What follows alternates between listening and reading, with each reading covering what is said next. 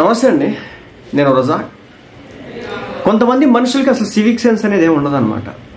ఎలా అంటే నిన్న ఒక హీరోయిన్ షాపింగ్ మాల్ ఓపెనింగ్ వస్తే నడుం గిల్లినారు అన్నమాట.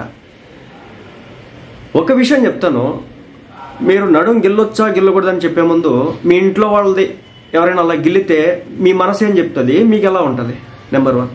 నెంబర్ 2 ఏంటంటే, ఎదుటి ఒక వ్యక్తిని మనం ప్రేమించినామంటే మనకి ప్రేమించే హక్కు ఎంత ఉందో ఎదుటోళ్ళకి తిరస్కరించే హక్కు కూడా అంతే ఉంది. ఆ మాత్రం తెలుసుకోకుండా ఒకవేళ సదరు హీరోయిన్ సదరు యాక్టర్స్ వచ్చేసి ఒళ్ళు చూపించినంత మాత్రాన, సగం సగం బట్టలు వేసుకున్నంత మాత్రాన అది ఆమె వ్యక్తిగత, ఆమె ఇష్టం అవుతుంది. నువ్వు చూసి ఆనందించాలే తప్ప టచ్ చేయడానికి లేదు. ఒకవేళ టచ్ చేయాలంటే కనుక ఆ అమ్మాయి ఓకే చెప్పాలి నీకు. ఆ అమ్మాయికి సంబంధించి ఎలాంటి యాక్సెప్టెన్స్ లేకుండా నువ్వు అమ్మాయిని బాడీని తప్పు చేసినావంటే, టచ్ చేసినావంటే నువ్వు తప్పుడేదో అవుతావు. మన కుటుంబ సభ్యులు ఎవరైనా అలా రోడ్డు మీద వెళ్తూ ఉంటే టచ్ చేస్తే మనం ఊరుకుంటాం. కానీ ఆమె ఒక యాక్ట్రెస్ కాబట్టి అలా నవ్వేసి వెళ్ళిపోయింది. చూస్తే ఎంత బాధ అనిపించింది. ఈమె వచ్చేసి మలయాళ బ్యూటీ మంజు వారియర్. నిజం చెప్తున్నా, సినిమా వాళ్ళని, సినిమా యాక్టర్స్ని సగం సగం బట్టలు వేసుకుంటే ప్రతి ఒక్కడు తేడాగానే చూస్తాడు, దాంట్లో కాదనట్లేదు. చూసినంత వరకే, చేయడానికి హక్కు లేదు మనకేది. నువ్వు చేయాలనుకుంటే వాళ్ళ మనసులు గెలుచుకోవాలా, వాళ్ళు యాక్సెప్ట్ చేయాలా, అప్పుడైతుంది ఏదన్నా. ఇంత తీటగాళ్ళు ఏంటి బ్రో? సో మా మలయాళ బ్యూటీ మంజు వారియర్ నటిగానే కాదు, ఒక మహిళగా కూడా ఎంతో స్ట్రాంగ్ అని చెప్పాలి. ఎందరో ఆమెను ఆరాధిస్తారట.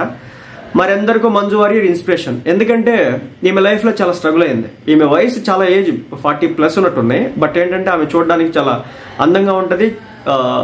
ఆమె ఫిట్నెస్ మెయింటైన్ చేస్తూ ఉంటారు. రెండోది ఏంటంటే ఆమె పర్సనల్గా కూడా చాలా స్ట్రగుల్ అయినారు. హస్బెండ్తో చాలా ఇష్యూస్ ఉన్నాయి ఆమెకి డివోర్స్ అయిపోయింది కూడా. మన తెలుగు ప్రేక్షకులు మంజు వారియర్ అంటే అంటే మరి ముఖ్యంగా ఏంటంటే రజనీతో ఒక పాట స్టెప్ వేసింది కదా, సో ఆమె అనమాట. ఫోటో కూడా పక్కన పెడతాను నేను. ఒక చేదు అనుభవం ఎదురైంది. ఇటీవలే మంజు వారియర్ బెంగళూరులోనే ఒక షాపింగ్ మాల్ ఓపెనింగ్కి వెళ్ళింది బెంగళూరులో. ఆమె వస్తుందని తెలిసి జనం పెద్ద సంఖ్యలో మాల్ దగ్గరకు వచ్చారు. అయితే ఆ కార్యక్రమం ముగిసిన తర్వాత మంజు వారియర్ తిరిగి వెళ్లేందుకు తన కారు దగ్గరకు వచ్చింది. ఆ సమయంలో కొందరు ఆకతాయిలు సడన్ గా తన నడుముని గిల్లినారు. అంతేకాకుండా అసభ్యకరంగా తనపై చేతులు వేయడానికి ప్రయత్నించినారు. వాళ్ళ చిల్లర చేష్టలతో తన లోపల వణికిపోతూనే సున్నితంగా వారికి సెల్ఫీలు ఇచ్చి అక్కడి నుంచి వెళ్ళిపోయింది. ఒకటైతే చెప్తున్నా, మనిషిగా పుట్టినామంటే సరే, మనకి జంతువుకి తేడా ఉండాలి కదా. జంతువుకి తన మన అనేది, తారతమ్యాలు అనేవి పెద్ద తెలియకపోవచ్చు. కానీ మనిషిగా పుట్టినాం కదా, తల్లికి, పెళ్ళానికి, అక్కకి, చెల్లికి తేడాలు తెలుస్తాయి కదా. అలా ఉన్నారు ఆమె. కాబట్టి ఆ కేసు లాడ్జ్ చేయలేదు.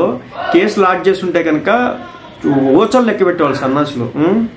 ఒకటైతే చెప్తానండి, ఒక యాక్ట్రెస్ వాళ్ళు ఎంత ఒళ్ళు చూపించినా, వాళ్ళు ఎంత